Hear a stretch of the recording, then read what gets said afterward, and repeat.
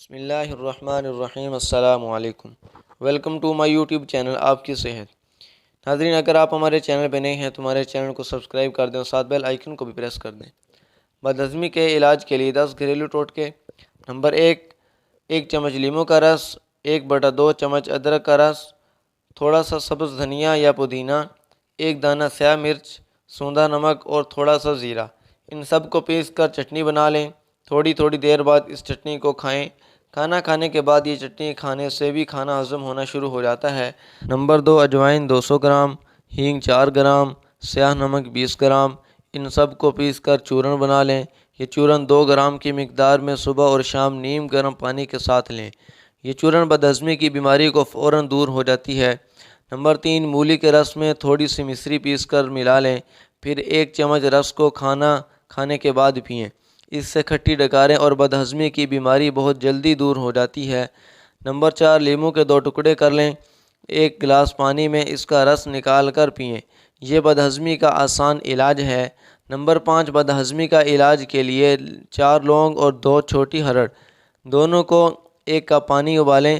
اس میں 2 سیاہ مرچ اور 1 چٹکی سوندا نمک ملا کر استعمال کریں۔ اس سے بد ہضمی اور پیٹ کا بھاری پن دور ہو جاتا ہے۔ نمبر 6، پیاز کا رس اور لیموں کا رس، دونوں کی 1 چمچ مقدار لیں، پھر اسے کھانا کھانے کے بعد استعمال کریں۔ نمبر 7، پسی ہوئی اجوائن 1 چمچ اور 1/2 چٹکی سوندا نمک، دونوں کو ملا کر 2 خوراک کی صورت میں صبح خالی پیٹ میں استعمال کریں، اور یہ بد ہضمی کا علاج کے لیے آسان اور اثردار گھریلو علاج ہے۔ نمبر 8، جب بد ہضمی بڑھ جاتی ہے تو آنتوں میں پخانہ خشک ہونے لگتا ہے۔ ایسی حالت میں پیٹ کا درد تیزی سے بڑھ جاتا ہے۔ اس کے لیے پیاز کا کاٹ کر اس پر لیموں کا رس نچوڑ کر کھانے کے ساتھ استعمال کریں۔ اس سے بد ہضمی کا علاج 1 دن میں ہو جائے گا۔ نمبر 9، 2 عدد لونگ اور 1/2 چمچ زیرہ، دونوں کو 1 کپ پانی میں ابال لیں۔ جب پانی 1/2 کپ رہ جائے تو اس میں 1 چٹکی سیاہ نمک ملا کر پئیں۔ یہ بد ہضمی کے علاج کے لیے لاجواب نسخہ ہے۔